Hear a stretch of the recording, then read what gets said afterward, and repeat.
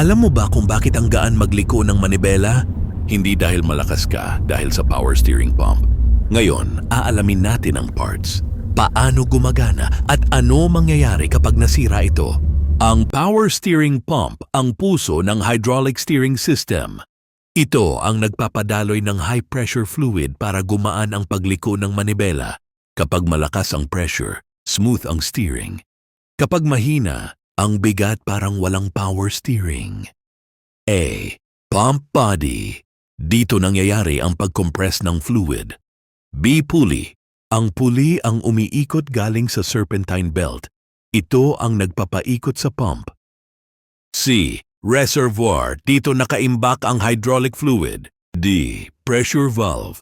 Kontrolado nito ang pressure. Kapag sobrang taas, binabawasan nito para hindi magkaroon ng damage. E. Hoses. High at low pressure. Dito dumadaan ang fluid papunta at pabalik sa steering rack. Habang umaandar ang makina, iniikot ng belt ang pulley, umiikot ang pump. Kaya hinihigop nito ang fluid mula sa reservoir. Pinapadala niya ito sa high-pressure line papunta sa steering rack.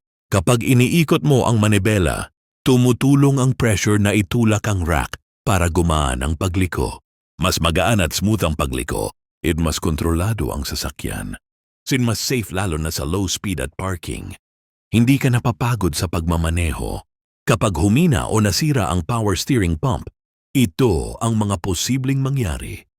Bigat ng manibela, parang walang power steering. May ugong, whining o grinding sound habang nagliliko. May tagas sa fluid kaya bumababa ang pressure. Pwedeng masira ang steering rack dahil sa kulang pressure. At delikado dahil mabagal kang makalikong bigla sa emergency. Kaya napakahalaga ng power steering pump para sa safety at comfort ng pagmamaneho. Kung mabigat ang manibela o may kakaibang tunog, pacheck mo agad bago lumala.